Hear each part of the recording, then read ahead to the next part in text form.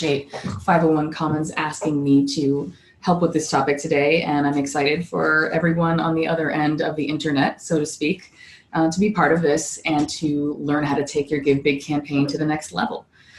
So I am a senior consultant at the Ostara Group. Ostara is a full-service fundraising consulting firm here in Seattle, local grown, born in the Northwest, and all of our staff and our team have really developed our careers in Seattle and the Pacific Northwest, and we understand this community and what it needs really well. We might be a company, but we actually are very mission driven, and we feel like it's our job to help make this sector a better place to be and fundraising and nonprofit life easier on folks so that you get to stay in these organizations doing the amazing work that you're doing. So I won't sell you any harder on us, but we are here to be on your team if you need us, including lots of other things besides workshops. So we are here today to talk about taking your GiveBIG campaign to the next level. This is in part framed this way because there's also a Essentials of GiveBIG campaigns workshop that has now taken place twice and actually was filmed earlier this week. So if there's pieces of this that you're missing and you want to understand the Essentials framework, that is also going to be available through 501 Commons, and you can go back and take a look at that. Otherwise, I'm making some assumptions in terms of talking about what is next level. So my first assumption is that you've probably done GiveBIG before, and thus you have a generally workable plan for it. I'm also assuming that you have your basic infrastructure in place, like an email marketing program, and your data is scrubbed and clean of bad addresses, and that your database can pull reports to help you segment audiences and analyze and plan. I am assuming that to some degree you segment your audiences, and you'll see how important that is as we go through that. So if you're not doing that, that's okay. But this is something that I think that can show you the power of being able to do that. And the other assumption I'm making is that in general, you know how to talk about your work and you're not still struggling with how you tell your story or what your message is or how you fundraise with those messages. So our agenda today is basically 5 big topics, but there are 5 topics in 2 buckets. One of those buckets is how to use GiveBIG as we've always known it and the structures of this event, how to take those elements to the next level. And the other 2 are how to take advantage of the new aspects of GiveBIG as it's being hosted by 501 Commons this year, which are peer-to-peer campaigns and a new corporate campaign. So we'll touch on them in this order. And the first thing I want to talk about is what I'm calling strategic alignment. And what I mean by this is looking at GiveBIG not just as a way to raise money that day, but really aligning GiveBIG with other elements of your fundraising strategy and helping with specific goals that you have. Think of it like a bowling ball that can knock down a lot of pins at once if you aim it well. One of the biggest questions that I get from my clients is how to deal with event overlap or proximity to GiveBIG. A lot of organizations have long had spring galas or luncheons in that March to May window. And the question of how to work with and around that to ensure both succeed is something that a lot of organizations grapple with. I've found that there's 3 ways to deal with this. There might be more, but I've seen these in action, and I've seen organizations use them to make sure that they're making the most of both of these fundraising options. So if you don't want to move your event, there are other coping mechanisms. One is to segment your audiences and guide the people who are your connectors to your community towards segmentation as well. If you're not doing this, this can kind of force your hand on segmentation to be in this situation where you have 2 opportunities close to each other. And I actually think that's a good thing in the long run. So make sure that you are asking your board or your table captains to decide who from their networks that they'll invite to the event versus who they'll ask to join for GiveBIG, and provide some support to help them figure out how and who. The second way is to actually designate GiveBIG for a specific project or purpose. This is assuming that your event is raising unrestricted funds, but there's, I think, no reason why people who've made unrestricted gifts couldn't also be offered the opportunity to make a gift that's more specific with some more specific outcomes behind it. And the final option is to stack your event before GiveBIG so that it can bat cleanup on your other activities throughout the year, including events. So for example, all those people who came to your event last year, but not this year, well, the bases are loaded and you need another way to get them across home plate. So include them in your GiveBIG lists, possibly even as a segment with messaging that acknowledges the fact that they're usually coming to your events. Another piece of this is how you might align GiveBIG with your major gift strategy. And it's very simple. When you ask someone to, say, give a matching gift or become a peer-to-peer fundraiser for you, or profile them in a newsletter as a featured GiveBIG donor, those are cultivation steps, and they can be, for the right donor who's interested in this or who likes to be leveraged, a great way to move them forward in your moves management plan or your major gifts strategy for that particular person. The other part is generally using GiveBIG to develop your donor base overall. So for example, there may be specific networks among your board or your volunteers that align with your areas of opportunity. So for example, is there a lawyer on your board who has strong networks of other lawyers that you'd like to introduce to this organization? Great. Having that person as a peer-to-peer fundraiser could really help you find your way into that group of people. You can also use the matching gift structures to align with broader giving goals or goals in your development plan. We'll talk a little bit more about that later and offer some very specific ways that you can do that. Another great way to use GiveBIG to build up your overall fundraising is to align it with a monthly giving ask.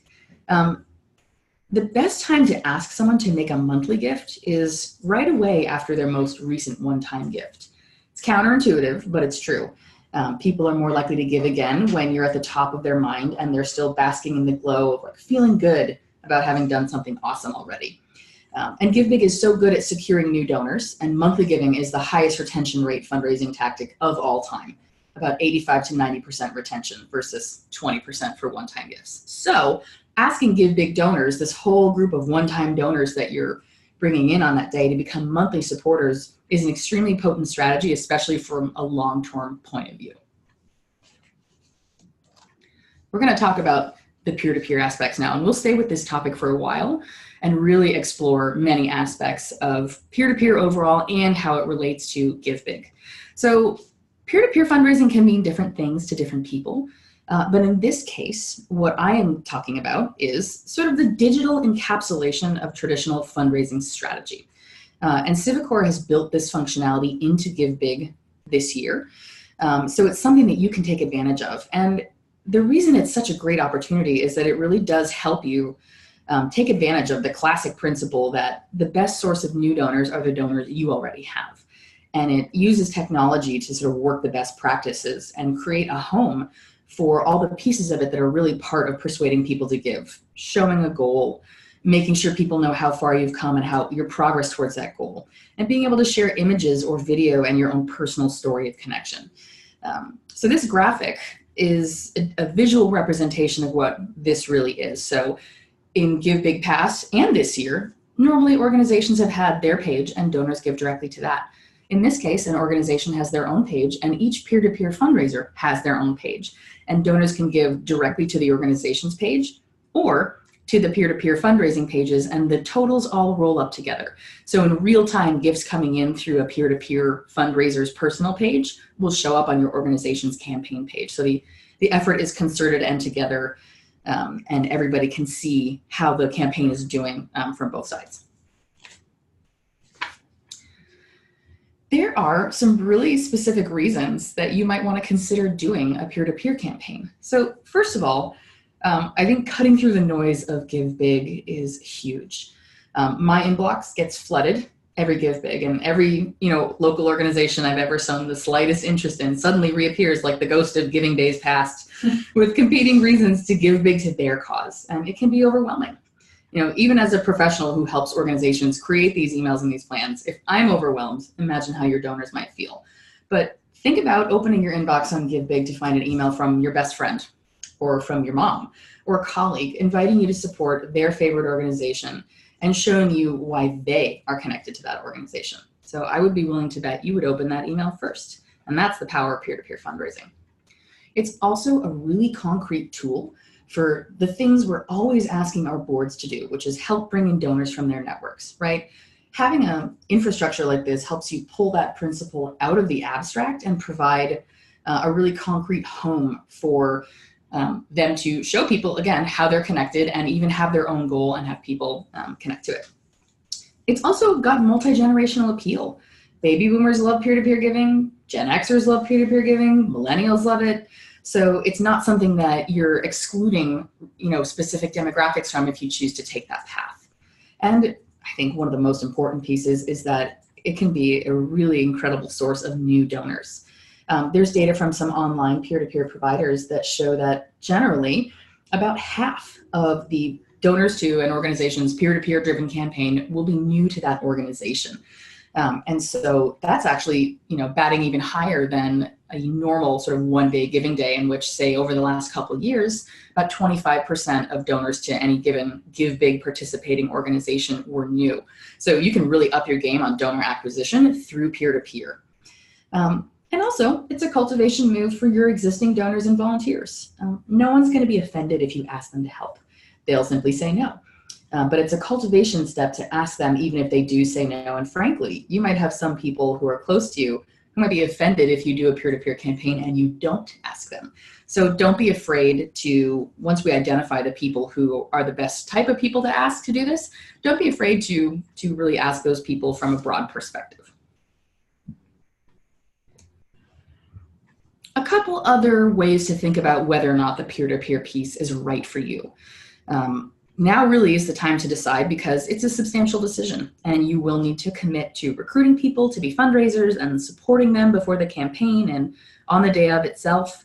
But again, because they're such powerful forces for donor acquisition, for many organizations, it's worth the investment. So these are the kind of questions I would ask myself as a development director or someone in the seat you're sitting in to help figure out if a peer-to-peer campaign is right for me.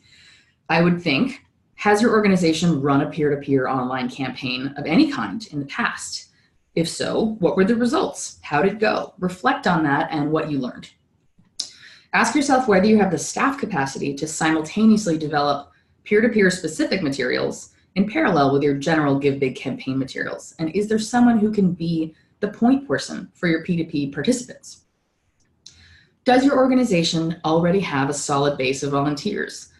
Like any fundraising, peer-to-peer campaigns rely on relationships you've built over time. So organizations with strong volunteer programs or participation are at an advantage. Are your existing donors and volunteers generally comfortable with technology? And do they actively engage with your social media accounts? Do your emails get opened regularly? A lively social presence takes some time to build, and if you're not close to it this far out from GiveBIG, investing in peer-to-peer efforts may not have the best ROI for you.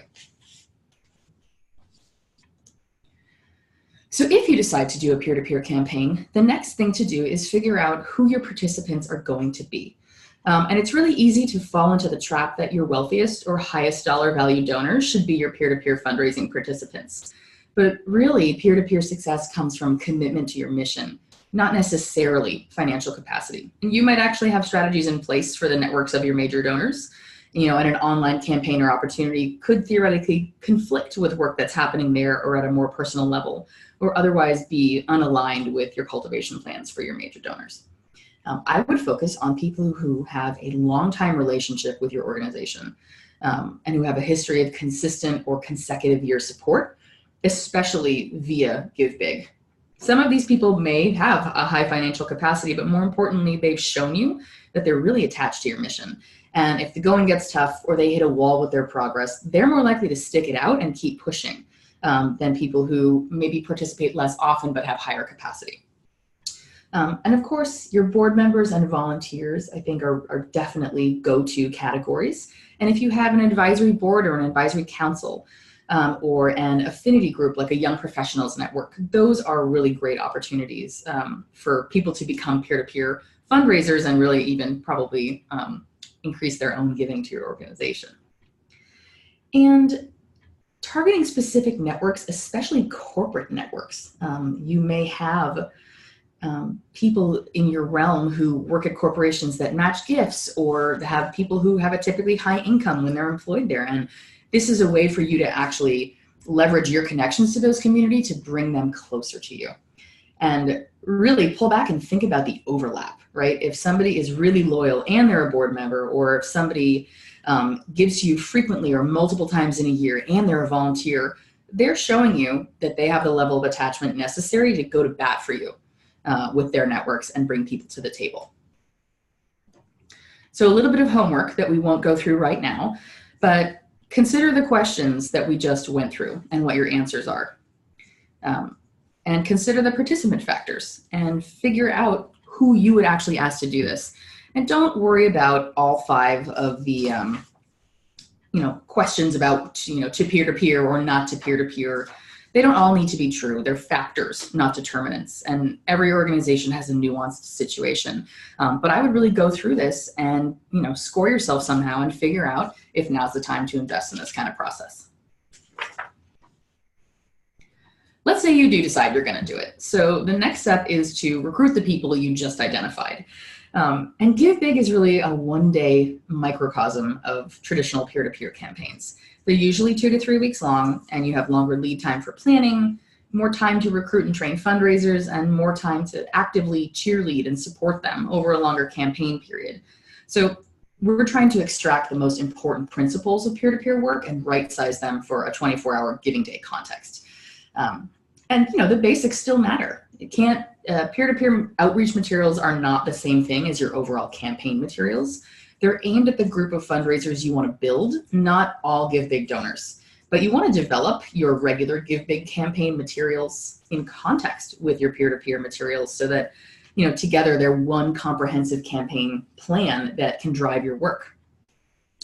I definitely think that there's 3 types of communications. One is recruiting communications, and that is, the series of things you do to get people to say yes and participate. It really helps to have a solid deadline and perhaps even a secret deadline and an actual deadline. And you could also call this a soft launch phase if you're familiar with crowdfunding and the term soft launch. And make sure you're asking people to join your inner circle. The second thing is support communications. This is once somebody has said they'll do it, how do you help them succeed? So between when they confirm their participation and when GiveBIG happens or early giving opens, it's a strategically curated series of emails that deploy the advice and strategies that we're actually going to encapsulate in a toolkit in greater depth. And I think it's important to note that one message to your peer-to-peer fundraisers is not enough to adequately support them. There's a lot of data that shows that when organizations use a series of 3 to 4 emails with different types of information at different times leading up to the campaign launch, their fundraisers raise more money from more donors. So craft all those together, make sure they make sense together based on the timing of when you want to send them, and don't feel like you're overloading or overwhelming people. If they've signed up to become a peer-to-peer fundraiser, they want to hear from you, they want to help, so you want to make it easy. One of the ways to make it easy is to create a toolkit for peer-to-peer fundraisers. It's a really important touchstone for your participants, and it should contain messaging guidelines, resources and tips, images and graphics, scripts or templates that your supporters can use to make their fundraising page and their outreach efforts really shine without straying too far from your brand and your messaging. And I would not wait until after you've recruited people to develop this toolkit, because your donors are more likely to commit to becoming fundraisers if they know they'll have support as they venture into unfamiliar territory. So have this toolkit created and finalized before you send your first recruitment wave. Normally, I prefer these to be short and sweet. And when I've helped organizations create toolkits for GiveBIG, as it happened in the past, I really liked it when people would stick to one page. But there's a lot of nuanced information to convey to your peer-to-peer fundraisers. And so I don't necessarily think that short is the highest priority. It's okay if this is 2 or 3 pages, as long as it's concise and it's really giving them what they need to succeed. Part of that toolkit should be coaching on messaging. And so I want to take a look at how peer-to-peer campaign messaging relates to the whole GiveBIG campaign messaging you develop, and how that actually rolls up and is part of your whole fundraising mission message. So I'm using an example here of an organization called Teen Tix, which is here in Seattle, because I'm on the board, and this is one of the ways I help as a board member, is to let everybody know that they exist. But I'm using this because I think it's an organization I'm familiar with enough that I really have the ability to create these 3 levels of different messaging with a lot of accuracy. So the first thing to start with is, what is your general overall fundraising messaging? So for Teen Tix, that's the fact that arts access positively affects teenagers' lives and futures, and we need money to increase that arts access. For this campaign, we're going to be specific about needing technology tools to help automate systems and make it easier for our partner organizations to actually accept Teen Tix members in their venues. And we need to raise $25,000 to ensure that all of our partners can welcome our teens. And if I were a peer-to-peer fundraiser, my page would say, my life totally changed because I had access to the arts. And my niece and my nephew are almost teenagers, and I want them to have the same opportunity. And Teen Tix really needs to move to a fully digital and sustainable system. And I want to raise $2,500 so that 5 of our partner organizations can get this upgraded equipment that allows them to accept the new digital Teen Tix passes. So that's something that, as you think about your toolkit, see if you can craft a couple samples like this. So it's not just sort of the concept of, oh, make this personal, like show them how, and include the specificity of creating their own personal goal. And if you can align something specific with what the impact of their gift would be, to articulate that piece as well. Now, managing your peer-to-peer fundraisers, it is something new if you haven't done this kind of fundraising work before, and your job is to beat the drum and manage them to success. And this really does require you to be proactive. And if you zoom out in the big picture, your job is to make it easy for them. That's the most important thing to do when you're trying to get someone to do something new, and that's make it easy. It's one of the reasons the toolkit is actually so important. But also, you should align your peer-to-peer activities with your overall campaign plan and with the particulars of GiveBIG's timeline. So for example, in mid-April, look at your peer-to-peer pages and make sure that everyone who's signed up has actually made a page. And look at all of the pages and offer tips to people who are struggling or haven't made something that feels cohesive or who haven't even made their page at all. And on April 22nd, prompt them to start their outreach the next day because early giving launches on April 23rd. And then, the day or two before GiveBIG, you can sort of say, hey, remind people GiveBIG is tomorrow, so that they remember that the next day they're on and they're supposed to be raising money. And I would make sure you contact them at least twice during the day of GiveBIG itself to thank them and encourage them in their outreach efforts and provide updates, especially if things are going really well. That'll help your people feel really engaged and motivated and that they want to stay in the game. I think it's okay here to use transactional elements to incentivize your peer-to-peer participants. It's a great way to use excess items from raffles or auctions that didn't get sold, or secure 1 or 2 special things to help incentivize your fundraisers. I actually think that's worth it if you have a pretty big group of peer-to-peer fundraisers. And you can also, find ways to recognize your fundraisers, not just those who succeed, but everybody. And you can also find ways to manage them that are social in nature that, again, provide that kind of peer proof, like a private Facebook group for your peer-to-peer participants where you can share resources and pump them up, and everybody's seeing who is doing this alongside them. And maybe we'll be motivated to be the person who raises the most. There are some tips around how you're actually planning your activities for the day of GiveBIG in your peer-to-peer work that I want to share. And some of these are very much also true if you're not doing a peer-to-peer campaign. So the first piece is to understand what goal proximity means. And that means that the closer you are to a goal, the more people will want to help you get to that goal. It's counterintuitive, but it's true. So the more money you have raised early on, the more likely it is you'll actually get to your goal by midnight. So really leverage early giving and have your participants fundraising for you do that as well.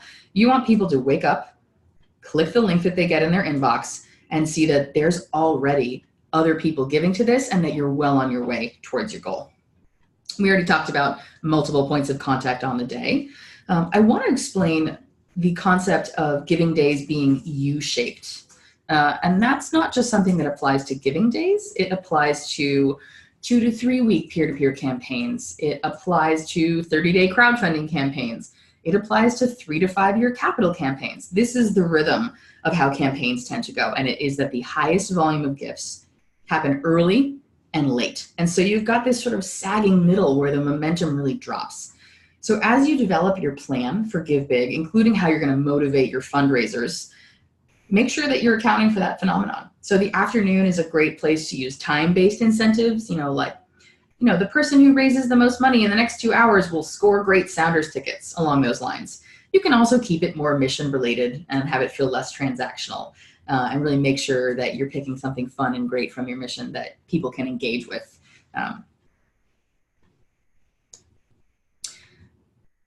No campaign plan is complete without thinking about evaluation. It's less worth the effort to do campaigns like this if you're not going to stop and look around after and go, how did that go? Should we do it again next year, etc. And there's a couple ways to look at that, both quantitative and qualitative. So I want you to look not just at how much money you raised, but more nuanced process metrics. So think about things like the number of peer-to-peer fundraisers you had and the percent of people you asked to do that who actually said yes and signed up. You can think not just about your average gift for your campaign, but the gift size for gifts that came in by peer-to-peer and on each person's specific page. That'll show you how well your peer-to-peer efforts are performing in context with the other ways you're raising money on GiveBIG, and it'll help you establish who really succeeded among the group of fundraisers you had. That can help you figure out who you really want to have back next year. And also think about, of your goal, how much of that raised came from peer-to-peer fundraisers. Again, these are the kind of things that will help you understand how you succeeded and whether or not this is something you should try to replicate in the future. I've also cataloged from a qualitative perspective who participated. Less dollar amounts and more groups. My board members participated, my volunteers participated, our subscribers to our performing arts season participated, etc. And getting a sense of the types of people and how they relate to your organization and how that shows up in your peer-to-peer campaign and your general GiveBIG campaign participation. I would also ask for feedback from your peer-to-peer participants.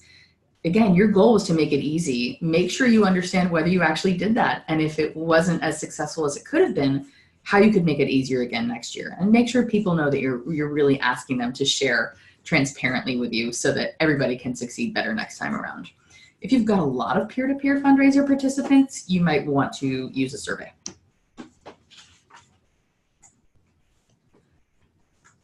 So before you kind of kick it into overdrive with peer-to-peer, you kind of need to stop and make sure all the gears are working together.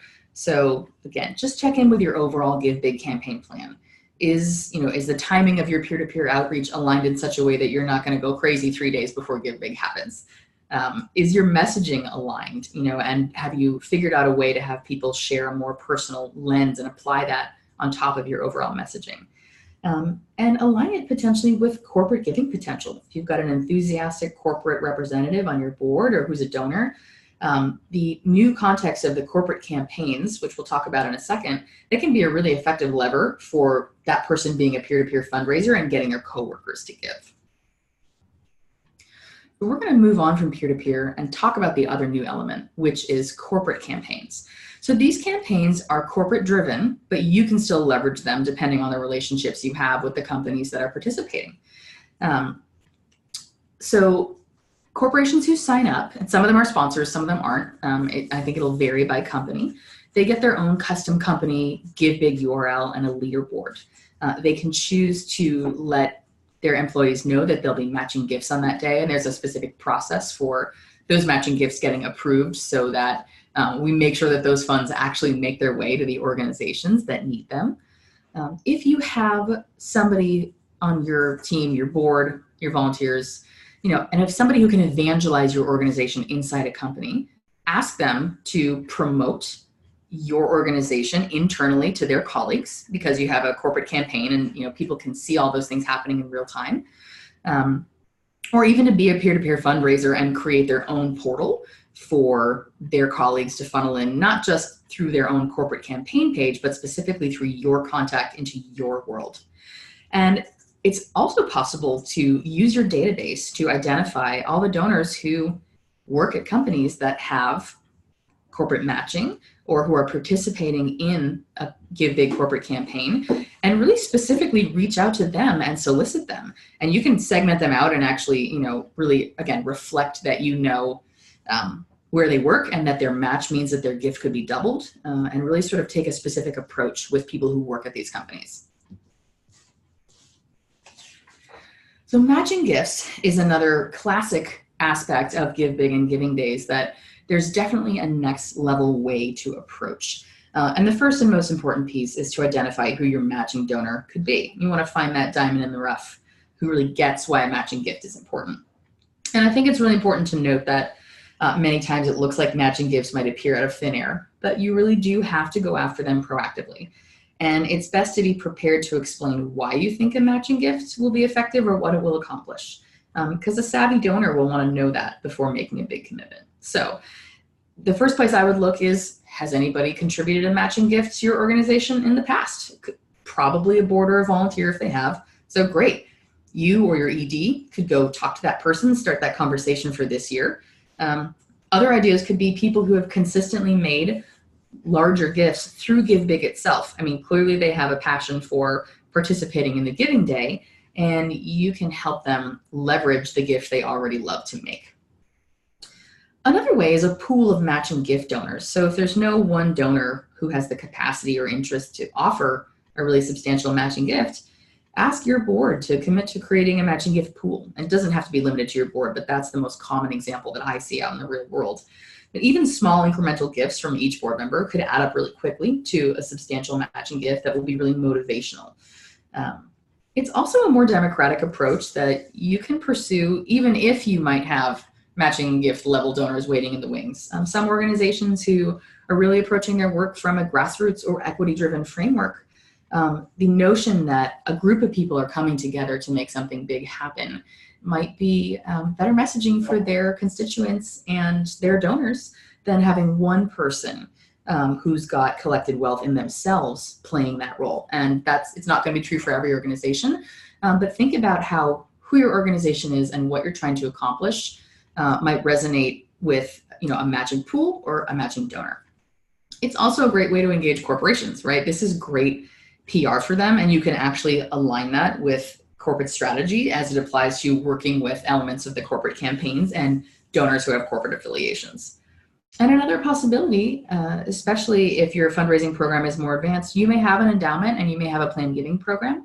And there are people who have made those gifts and they really have skin in the game. They have chosen to make your organization part of their legacy. And generally that generosity doesn't stop at the fact that they have made these larger contributions. So often you can ask them to make substantial gifts, especially those that have leverage, as well as knowing that they have helped fund your future. So if you do your homework and you know your growth areas and goals, you can create a matching gift strategy that aligns with and amplifies those goals throughout your whole fiscal year. And there's a way to use a matching gift to meet many different kinds of revenue or qualitative goals. And the first thing I'll name is that Give Big has the classic one-to-one match built into the campaign page itself. So that's, there's nothing wrong with pursuing that very simple strategy. And it works precisely because it is so simple. You announce you have a matching gift one-to-one, and that ticker will go up over time and people will be able to see that you hit your matching gift, the level you need to get to in order to really trigger that matching gift to kick in. But there are other ways to utilize matching gifts. And even though it's not technically possible to reflect these different options that we're about to go through on the Give Big platform itself, that's not such a huge deal because for the most part, people are going to be on your Give Big campaign page because they pretty much already decided to give. Very few people are going to be shopping and going, nah, not for me. So assuming that they're already there to make a gift is, one of the starting points from this. And again, I'll come back to the fact that if you can figure out a really creative matching strategy, knowing how you'll utilize that match will be an asset in solicitation processes, right? It'll be a lot more effective to say something like, please offer a matching gift for new donors on Give Big to help us reach our goal of expanding our donor base this year, with some data behind it. And that's a lot more compelling than, please offer a matching gift. We bet it will help raise more. So if you can be specific, somebody will actually see what they're helping make happen. And you have to go through the process of figuring out how you want to use your match to really make that process pop. So here are some other ways to do this. And again, use your communications tools to reinforce this. It's okay that you may not be able to park these strategies on your infrastructure itself. So for one, have somebody match all pre-scheduled gifts. And this is such an easy sell because of the goal proximity effect. Although please don't use those terms when you're trying to sell this to donors. Make it a little bit easier to comprehend and understand. But again, this is something that the stronger you are out of the gate, the better you will do. And that's something that's probably very attractive. You can have someone match all new donors, right? If you discover that GiveBIG has been an acquisition machine for you and you really want to lean into that and get more new donors this year than you ever have before, have someone match all new gifts. You can also have someone match all peer-to-peer gifts, or even have peer-to-peer fundraisers make their own match for their own page. If you, say, have done some data analysis on your overall donor pyramid, and you discover that, wow, I had difficulty, there's a lot of people giving $100, but not as many giving $250. Well, great. Set the matching gift at, we'll match all gifts above $250, and use it as incentive to push people past that, over that hill that you can see that in general your donor base has difficulty getting over. And also making sure that you acknowledge the U-shape nature of the giving day and the peer-to-peer campaign on a given day, and use a match timing to ameliorate that afternoon lull at the bottom of the U. And the really next level matching strategy is to think about how you might use multiple matches with different purposes. The not so secret GiveBIG match is sort of one of my favorite tactics of all time. If you can find someone who will match pre-seeded gifts, but then another person who will match, create a surprise match in the middle of the day to defeat the U-shape, that is a really advanced strategy, and it's helping you really take advantage of all that the giving day has to offer. So another piece of homework. Consider all the options we went through for a match strategy, and those are not the only ones. And think about which one you might choose for your organization to pursue and why. And if you've been doing your development planning right all along, my hunch is the answer won't be too different from the analysis you've done in that moment when you're setting your full development strategy. Another element of GiveBIG that has always been part of GiveBIG is donor stewardship. And this is probably something you hear about in every fundraising workshop ever. But we're going to talk about it here too, because it is so important for very specific reasons. So stewardship, as we know, is taking good care of your donors and your relationship with them by showing them that you're thankful and showing them what they accomplished. And we do this because that really builds people's trust in us and their faith that we are spending their money wisely and doing what we said we would do with it. And that really increases their connection and their commitment. And overall, stewardship is the key to donor retention for those reasons. And you really want to keep all the new donors you're going to get on GiveBIG. Like, what's the point of going through a lot of new stuff to get a lot of new donors if they're just going to slip away and not come back and give again and be part of your squad over time? And this is, again, really important here because giving days are donor acquisition machines. Again, probably 50% of gifts coming through peer-to-peer pages will be new. About 25% of your general gifts will be new. And the first gift that someone makes is the hardest to get, but it's the second gift that matters most in terms of a donor life cycle. And again, that's why stewardship after the fact of GiveBIG is such an important part of your campaign. There's some data that shows that nationally, for any given nonprofit in any given sector, that take a group of first-time donors who made their first gift in December of a given year. A year later, the following December, 19 or 20% of those people will make a second gift. So 4 out of 5 people generally won't. If you can get someone to that second gift, they are 63% likely to continue to give. So again, that's the one that shows that they're going to be sticking with you. If you can get people to gift number 2, you probably have them with you in a much more robust and rich way. So that's why stewardship matters so much in this context particularly. So let's think about some next level stewardship ideas. One piece of advice that I gave in the Essentials workshop was to thank last year's GiveBIG donors again right now. And I would give you guys this advice as well if you're operating at the next level. And be very specific, not generic. Thank people for their GiveBIG gift last year, and make sure they know that GiveBIG is coming up again. And actually that's pretty important too, because there was a time when in our community, we all had an understanding that GiveBIG was going away. And because 501 Commons stepped up, we get to have GiveBIG again, but that's not something that every donor, average Jane donor out there in the world will know. We are all focused on it in this community because we know it's an important part of our development programs, but make sure people actually know it's happening. And a great way to do that is to lace it into a thank you that you're doing right now. There's a couple other ways to take your stewardship to the next level. So think about adding members of your development committee or your board into the equation and have them call the donors or specific groups of donors. If you've got a lot of GiveBIG donors, you're gonna have to figure out ways to segment and prioritize when you're doing stewardship. So think about your top dollar donors or your most loyal donors. In the Teen Tix world, we have what we call GiveBIG superstars, and those are the people who have given to Teen Tix at every single GiveBIG since they started participating. And that's a really critical group for our outreach and our stewardship. And new donors is another group to focus on. Provide these board members or volunteers with a script that they can modify, as well as contact info and a little bit of pertinent information from your database. Just create an export on these donors so they know a bit about who they're calling. And if you want to make it fun, have a pizza party with wine and invite people to come together and have that experience together. And the secret there is that that's actually stewardship for your board members and volunteers participating as well. Like, they're getting something out of that really beautiful moment when they realize that fundraising is actually just connecting with someone who cares about the same things they do, and it doesn't have to be those big scary asks. So that's actually another way you can align GiveBIG work with your whole efforts to develop a culture of philanthropy within your organization. You can also continue with an email approach. And if you've decided to stick with email and not do things like phone calls, add a thank you video from your staff or your program participants to the effort. There's no need to make it super polished. In fact, you should aim for a warm and approachable kind of DIY feel. Go ahead and film it on a smartphone.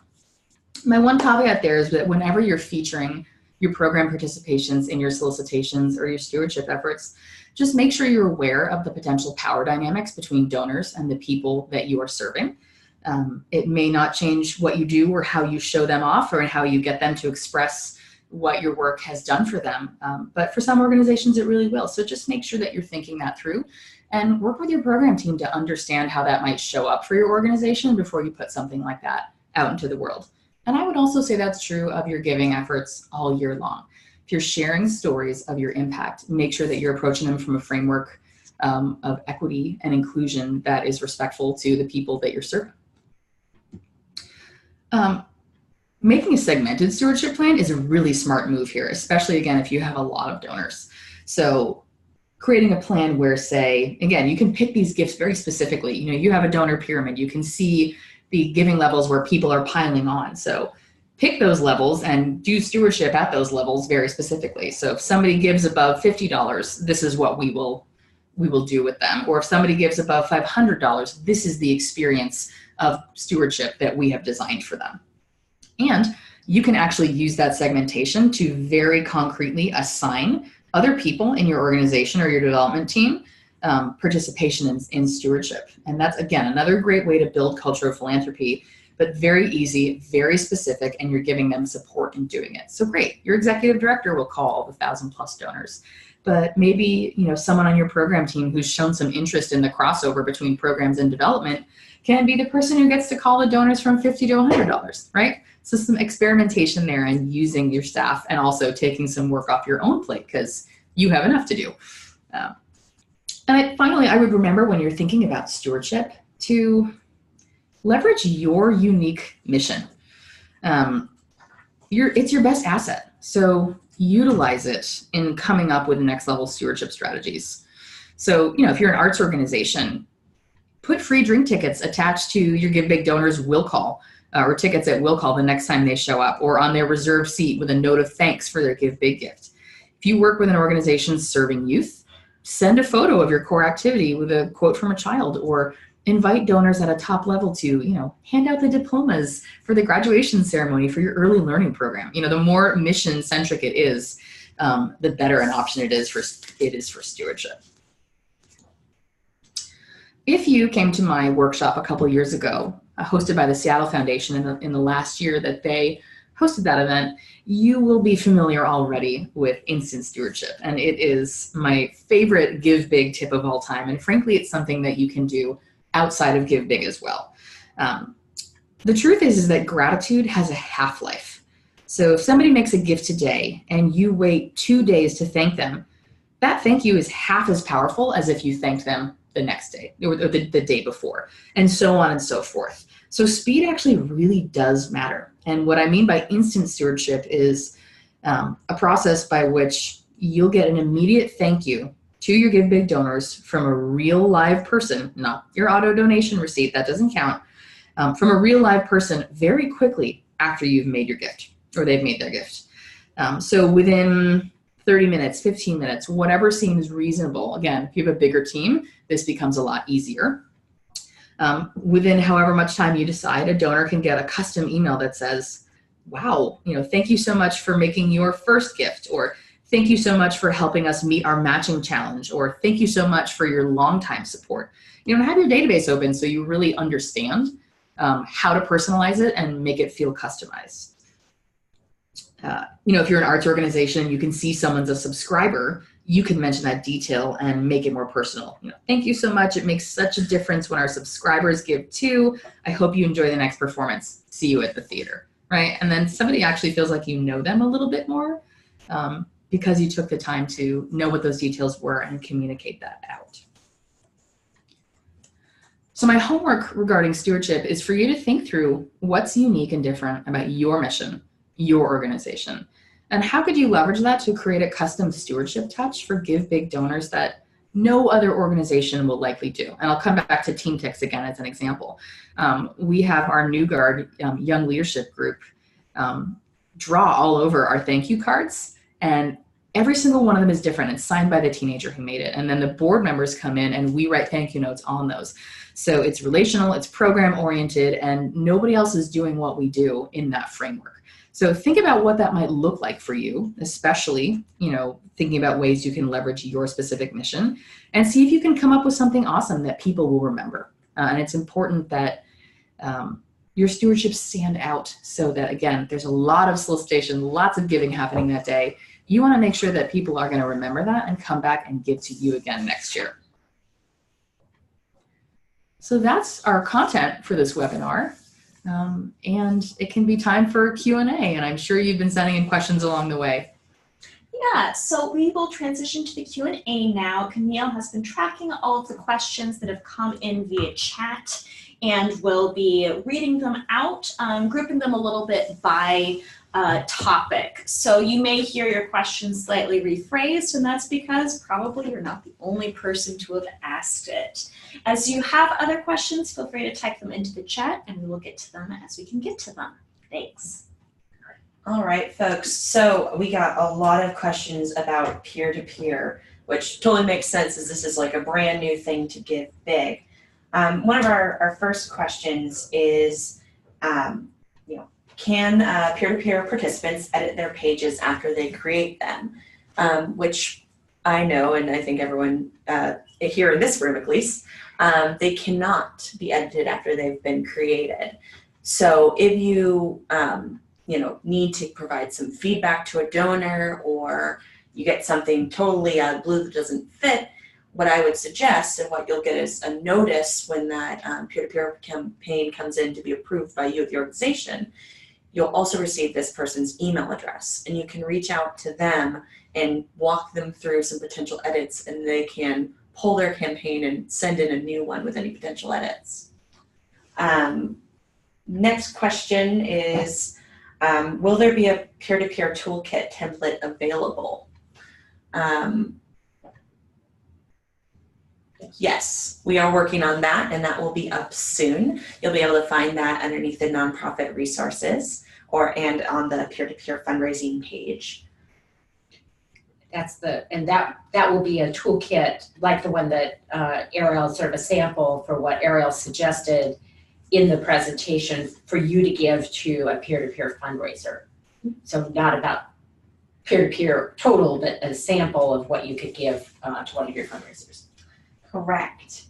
And we also had a question is, do peer-to-peer fundraising pages on GiveBIG link to Facebook fundraisers, which they don't directly, but they're very, very easy to like share on Facebook.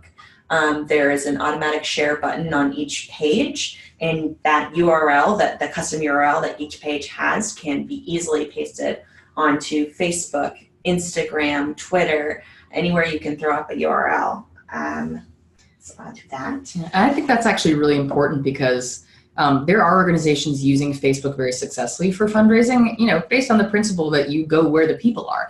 But in this case, if somebody makes a Facebook peer-to-peer page and they decide to use it on the day of GiveBIG, those gifts aren't going to show up on your metered success total all day. And again, we know how important the optics of success are to your overall success. So where possible, steer people towards using the infrastructure through the GiveBIG campaign and 501 Commons infrastructure itself, rather than Facebook.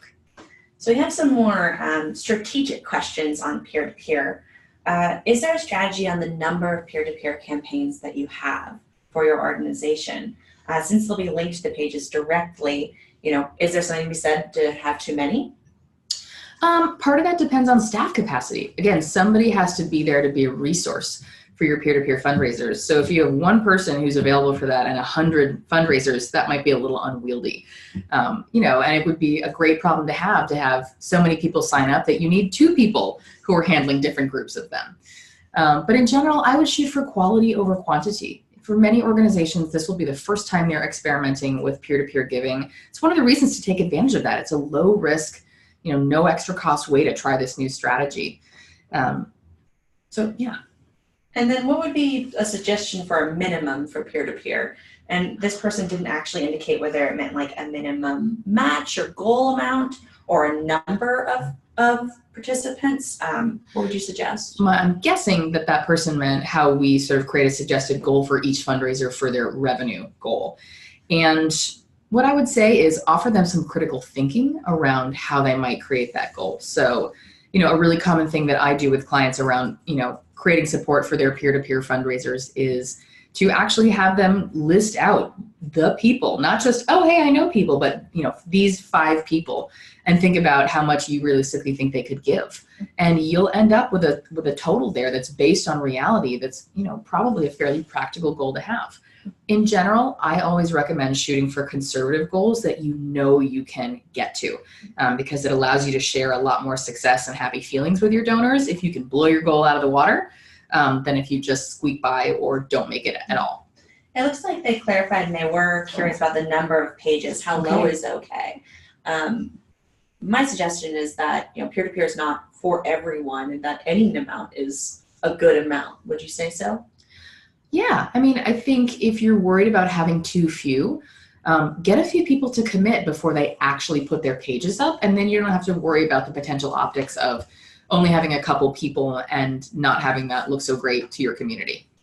If I can just add, Camille, I think one of the pieces why that's important to have more than one or more than 2 is you're learning. If you haven't used peer before, if they haven't done peer-to-peer before, everybody's learning, and you want to have a little bit more of sort of a mix of different people with different networks and different strategies and different levels of execution. So you don't kind of give yourself a, oh, this doesn't work for us message, when it turns out that you just had somebody who didn't really carry forward their campaign or you know, happens to have a fairly limited network or a network of people with fairly limited funds to offer. So I strongly encourage people to use the board and get their board involved in peer-to-peer, so that, you know, that strategy in and of itself, the board members can kind of support each other and have a little bit of a kind of friendly rivalry between each other. And so it gives you a little bit more of a sort of a pooled experiment, if you will,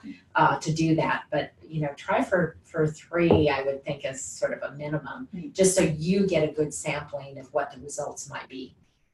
This kind of leads into another question we have, which is, when recruiting this for peer-to-peer from your board, what are some key points to promote to them? A, that you're going to make it easy and you're going to support them. I think that is honestly the most critical thing. And the other piece, again, I come back to the fact that we are all very purpose-driven creatures. Not only are donors wanting to make a difference, but our board members want to make a difference in their roles. And so when you tell them things like, this will really help with donor acquisition, that's probably going to be pretty motivational, especially since they're fiscally responsible for the fate of your organization. And the more donors, the better. Awesome. We also have another question that if peer-to-peer pages are linked to a corporation, will they be different? I'm thinking this is about, there's this distinction between a corporate campaign and a peer-to-peer that is run by an individual organization or corporation, fraternal organization, whatever. They are separate, but you can easily set up a peer-to-peer that is run by, you know, the grocery store down the hall or a vendor for you.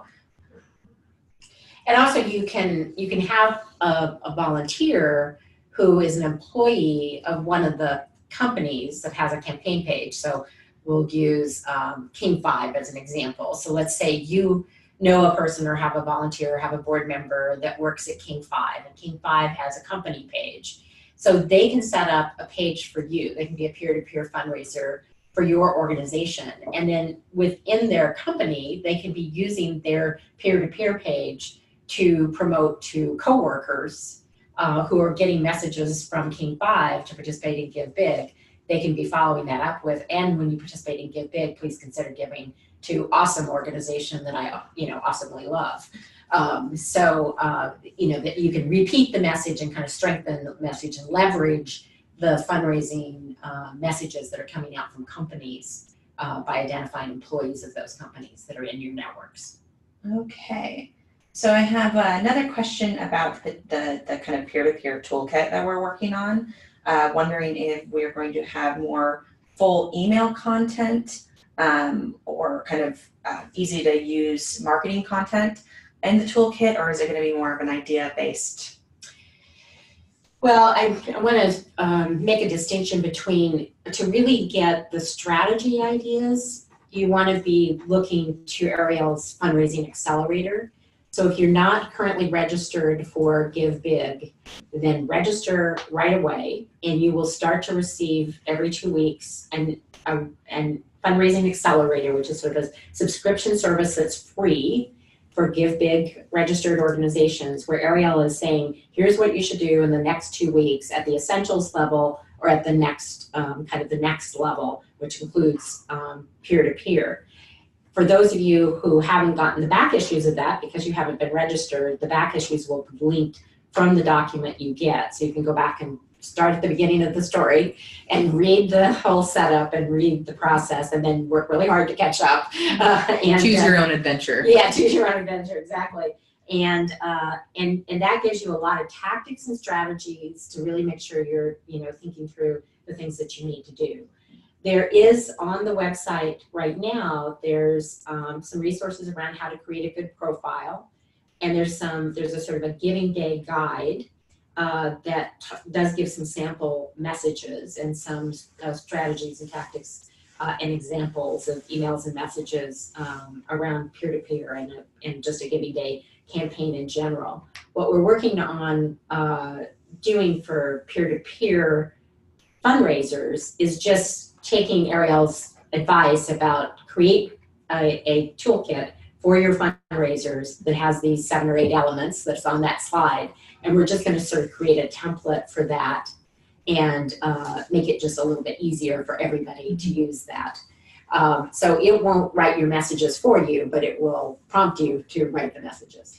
And I think that's actually really important because, again, GiveBIG is very popular and lots of people and organizations are fundraising on that day, and your job is to stand out. So it's not necessarily the best thing to work from a template that you don't modify very much and really make your own in your own brand, in your own organizational tone of communications. You really want to invest some time in customizing your stuff and making it sound like exactly your organization. All right, so we have one last question about kind of who is the best to run a peer-to-peer page. Is it a bad idea to have your organization run their own peer-to-peer, such as your ED running one or calling out a specific program? I think that's a great idea. I think you could absolutely have a GiveBIG campaign overall that's raising unrestricted funds, but a board member who's a volunteer in a specific program could raise just for that. And you can say that on their page, and that's a distinction that when it comes time to do the accounting behind the scenes, you guys will have to account for that. But I absolutely think that's a great way to drive people who may prefer to give to something specific and tangible versus making an unrestricted gift. And I don't see why your ED or other staff can't have pages. They have skin in the game too. And we're expected to be out there fundraising just as much as our board members. And why not also have these tools? Awesome. All right. Well, we talked peer-to-peer. Let's talk corporate campaigns. So we have a lot of questions about when information will be released. So will we have a list of companies that are participating in the corporate campaigns? Yes, we will put a list up. Right now that list is just developing, and there's a lot of people in the process. So, but we actually will have a list on the website. The easiest way to know who's participating is to go to the public site and see who's participating. I mean, you can find the campaigns, the fundraising campaigns there until we get the list up. But we'll put a list up before probably the 15th, let's say, after registration closes. We'll put up a list of the company campaigns, and that'll be added to until we get to Giving Day. Let's see. And actually, let me follow that up. So also encourage you, if you have a relationship with a company and want to approach the company about participating in GiveBIG with a company campaign, which could help you if you've already done some, you've had some group volunteers from that company and they've already helped you with a project or some kind of a giving campaign in the past. Could help you to have them engage directly in GiveBIG, even if that's also gives their employees the option to give to other organizations. So if you would like to approach an organization, feel free to do that. If somebody else has already approached them, that's not a problem because you're just encouraging them, being a second voice to step forward. But we welcome you encouraging organizations to give if you see that in your interest. And there is on the website an explanation of how easy we make it. And that in this case, we pretty much make their page for them and help them execute it and help them learn how to use the platform for match should they offer a match. They don't have to offer a match, but some will. So feel free to recruit. This might be particularly if we've got people from outside the Seattle area, where if you have particularly philanthropically inclined companies in your area, this might be a great strategy for you to find a local business that tends to kind of show up for your community and get them to participate.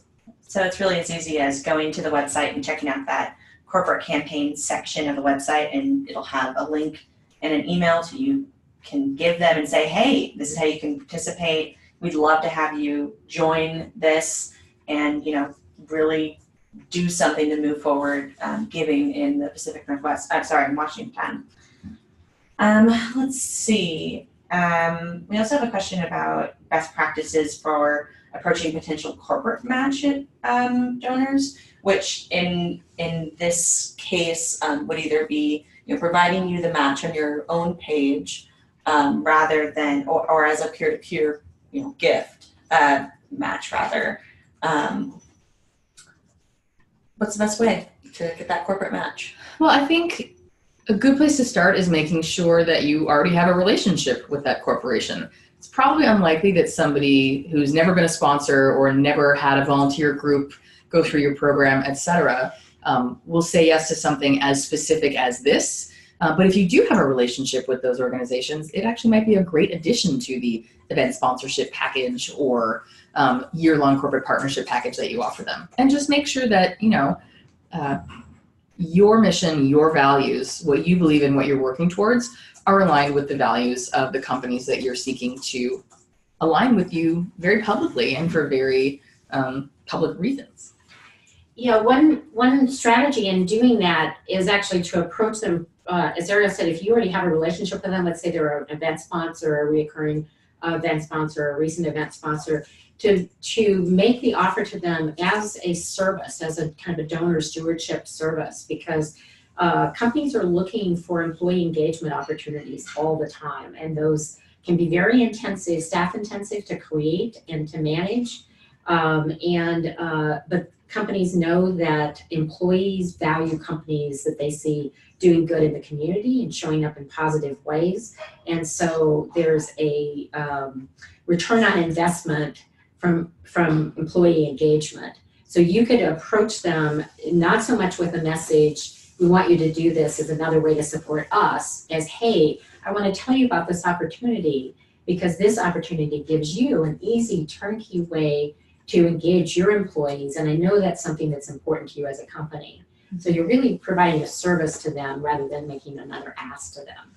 And it's really powerful if you can actually, if you have an employee of said company who's on your board or a volunteer or whatnot, to help them actually partner with you to be your advocate to get the company they work for to do this. I mean, that's true of corporate giving in general, that cold approaches are not a thing. You really have to have someone who's willing to go to bat for you, who's in a position within the organization that has enough influence. And that's true here as well. All right. So speaking, of course, on these matching gifts, just a reminder, everyone, that there is going to be a visual ticker on your page to tick down your matching gifts at a one-to-one basis. So when you're putting in the amount that you all have in matching funds on your profile, that populates automatically. We also had a question about when is the matching date announced, which I'm a little unclear on exactly what they mean. I think they might be referring to when's the cutoff for getting your matching gift in.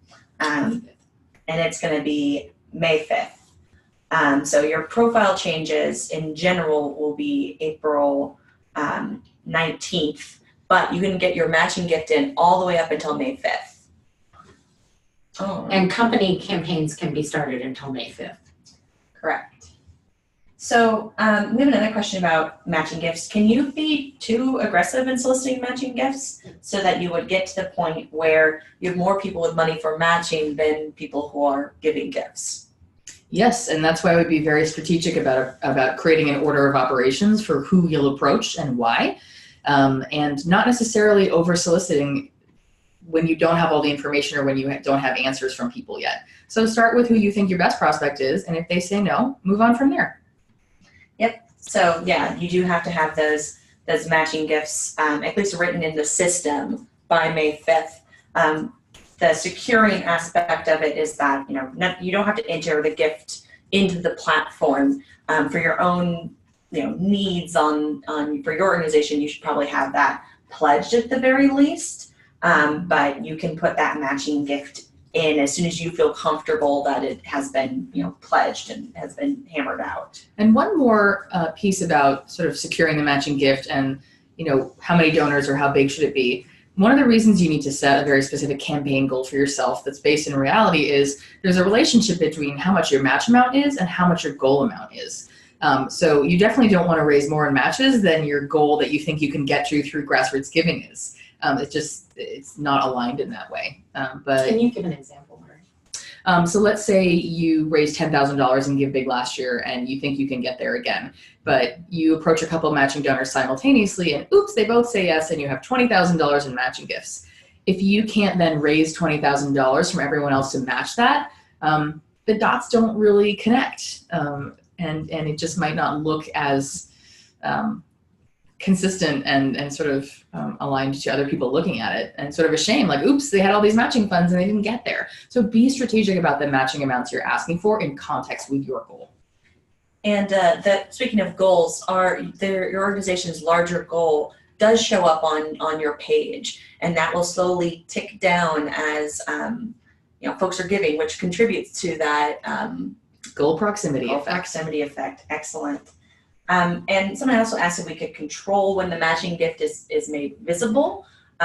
Technically, yes, because you're the one who edits the goal. So if you want to wait and not announce it until May 5th, then that'll be how it goes. But I think we've also talked about in previous trainings that just because the match is on the website does not mean you can't, remind people previously or after the fact. Correct, Ariel? Absolutely. And I would say that if you're choosing to do one of the more sort of creative matching strategies that isn't just a one-to-one match every gift until the matching amount runs out, we went through a bunch of options for that.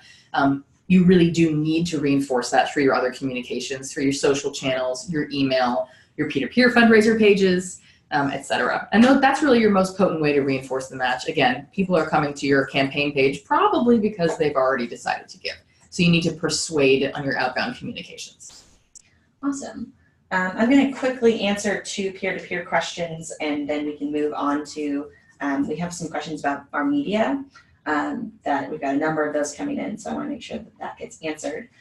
One question was, will the back-end report show if a donor gives to a peer-to-peer page versus the main GiveBIG page? And that is yes. You will see, and you can see exactly which campaign they came in from. And someone also asked if LinkedIn can be used as a peer-to-peer tool. And yeah, totally. There's no reason why not. You can share a link as easily on LinkedIn as you can with Facebook. And again, if you have that beautiful alignment of, say, a peer-to-peer fundraiser for your organization who's a member of a certain company, having them utilize their LinkedIn presence to share out their page could be really effective. Okay. So let's let us talk, let's see. Okay, got that one. Sorry, going through my list here, we had a lot of good questions. Yes, so let's talk marketing. So we have a lot of questions about the giving guide and sort of that. So the giving guide is a partnership with the Seattle Times. It'll be published on April 28th, which is the same day as the Sounders GiveBIG game. It's a little insert that goes into the Seattle Times.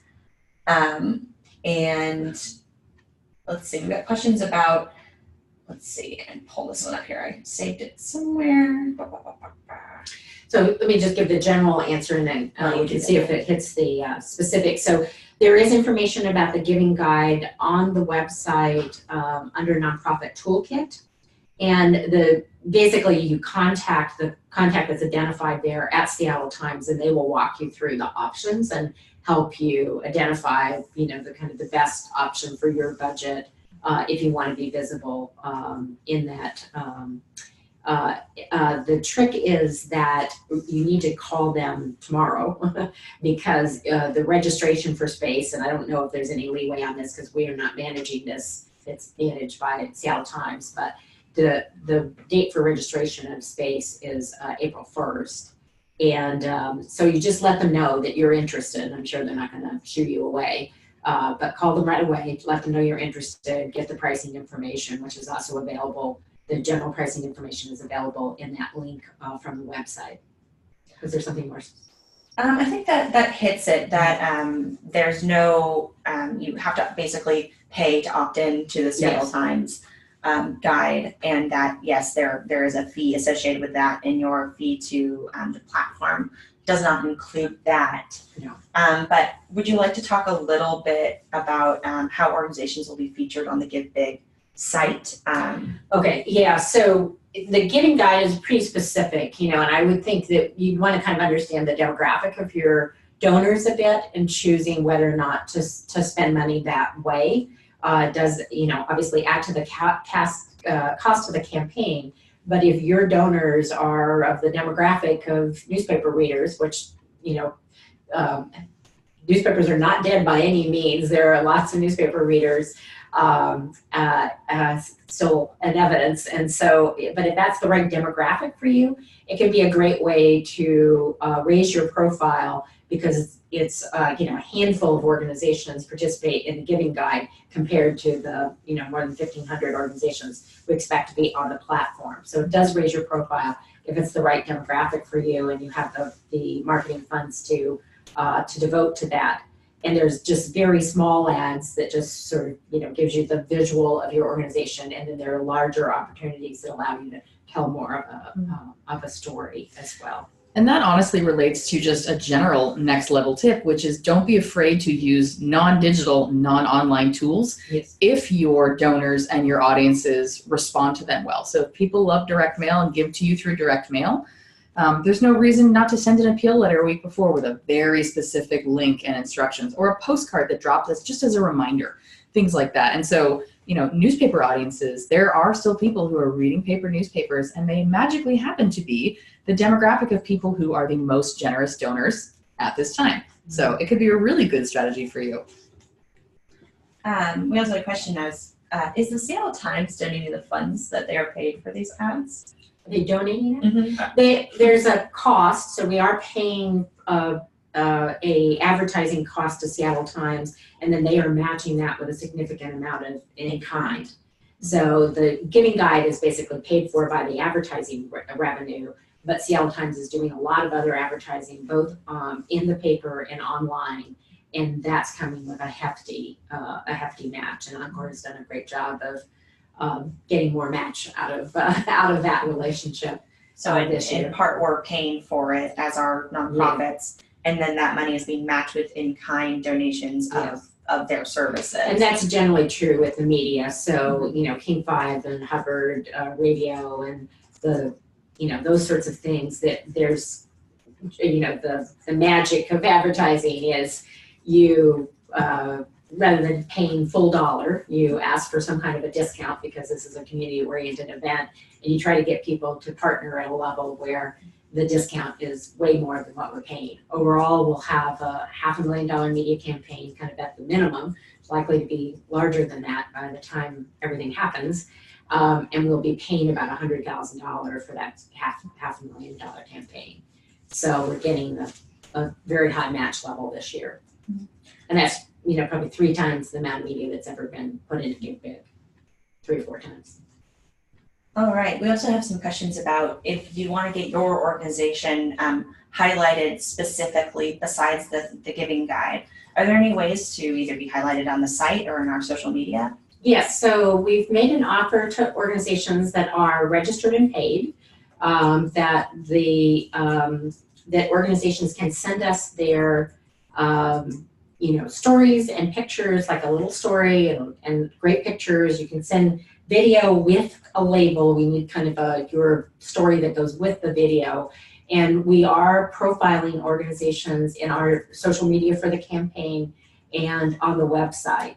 We did get 25 of those in, I believe, already. So we don't have a ton of space left because only so many days, so much we can show, but we are trying to give some extra messaging to organizations. And overall, one of the things I think that you'll see different in the campaign is that in the social media, the campaign, and on the website, we're trying to celebrate the sector. We're trying to celebrate the amazing solution-oriented work that nonprofits are doing for the community. So rather than be so much a message about give, that sort of makes it about the money, we're talking a lot more about the missions of the organizations and trying to get people to sort of fall in love with not only individual organizations, but with feel a sense of pride and ownership for the fact that so many nonprofits are contributing to the community and they can be part of that. And so if folks have those stories, who do they submit them to? Tim@501commons.org. Tim, is it Tim or just Tim, or is it Tim T? So he has both. Okay. So will you double check, write that in for folks to see visually? Excellent. So let's see. We also have a question. I think we've kind of covered the marketing aspect to a certain extent. So let's talk about stewardship. Phone calls versus card. Which one is most liked and which one's most effective to thank donors? Well, I'm going to give you the classic, it depends on your audience, but there are a couple of things to think through in that regard. I don't know how many robocalls you get in one day, but I get way too many. And people are becoming more sensitive about being called on the phone. That said, with the organization where I'm on the board and I make phone calls, and with clients that I advise to make phone calls, nobody doesn't like a thank you call. In fact, they're always surprised that you're not asking them for money again. And that's an experience, and a memorable experience, that you can leave someone with. The same can be true of thank you notes, where, in this digital world, analog sticks out and again is memorable. And potentially your capacity can play into this. You might, it might be easier for you to wrangle board members to make phone calls rather than other staff members to help you write a ton of thank you notes. So think about that aspect as well. Or, if you have really good handwriting, just go for the notes. What about texting, a Facebook message? What are those, appropriate for the right channels? I think if you as a staff member are personally connected to your board or your donors or the people who are showing up in your GiveBIG campaign, there's absolutely no reason why not. They're already in relationship with you. But I wouldn't necessarily do things like, shout out donors by name, thank you so-and-so for your gift on your whole Facebook page without knowing whether they're okay with that. Mm-hmm. For sure. And of course there is the option when folks make a donation, they can choose to either be fully anonymous, in which case you wouldn't have access to them, but some can also indicate that they would like to give, and so you know who they are, but they're anonymous to a wider audience. So what about, we also have some questions in general is how do we get these donor contacts? And so on your GiveBIG profile, when you log in, you'll see a tab that says donations. Under that, that will populate as those gifts come in with their names, their emails, their phone numbers, their addresses, everything you need to steward them. So while they will be getting an automatic tax letter through the system, you will have full information to be able to reach out to these folks, to be able to download a CSV or Excel file to get them into your database. You'll even know specifically if they gave through that main page or through a sub page, a peer-to-peer campaign. And having that open and being on top of it as you go through the day is really critical if you're choosing to do the instant stewardship type of activity. And then let's see, I think I have another question that was connected to this stewardship aspect, but I'm not actually seeing it. So let's talk about a quick detour back to the top end of the giving cycle. Is how do we incentivize people to do early giving, to pre-schedule their gifts? Well, for one thing, again, I come back to that notion that somebody is more likely to act if they know why it's so important. So when you say, hey, here's an email, pre-scheduled giving is open, please do. Don't be afraid to use 2 sentences to say, the more you give now, the more you'll inspire other people on the day. And we want to get there as quickly as we can. So include them in that sort of behind the scenes element of why it's so important. Awesome. Again, you could also use a matching gift to match all pre-scheduled gifts. And so we also have a question about the number of currently registered organizations. So I looked up that really quickly. We have 823 who are approved and live. We do have a number of folks that are still kind of in the process. So if you are able to see those folks now. And I'd also like to... Yeah, like 1,300 if we count all the people who are waiting on checks or people who haven't yet updated their profile or whatever. Their financial contact. And if you have any questions about those, you can go to the About and then Contact Us section of the GiveBIG website. For instance, if you're not pulling up as approved yet, but you think you have everything, the GiveBIG support team is really, really great at getting you through the process. If they'll work you through it and figure out what's the missing link. I encourage everybody to be sure and check your own page to make sure you're up there, because there can be just some things that got missed along the way in setting up the profile or registration that might be holding you back from being approved. So just confirm that you're live on the site, and that's your kind of receipt to make sure that you're all the way through the process. Someone also brought up the idea of written emails for each of these steps, and I just want to ask them if they mean for registering or for fundraising. If it's for fundraising, we definitely want to direct them to the fundraising accelerator. Make sure that they're getting that. That should be going to, if you're fully registered, it goes to your primary contact. So someone else in your organization might already be getting it, so figure out who that primary contact is. And then I also wanted to quickly circle back to other ways that the site itself is made to highlight organizations individually. When you search for organization, it pulls up in a different order every time to make sure that we're highlighting different organizations of different types. And also when someone checks out, they will get a little preview of 2 organizations that are similar based off of who they already have in their cart. We also are going to be with some of our, the carousel. There will be some folks who will be highlighted, but they're not only highlighting the individuals, it's encouraging folks to view based off of category and see, who are the folks who are supporting animals in this area, who are the folks who are fighting against homelessness, and really, create a wider audience. The assumption is that people will get involved in the shopping experience, as we all tend to do online, And they may go there to make a donation to an organization they know and love, but once they're there, they may search for other causes they care about where they're less familiar with the organizations and learn about other organizations.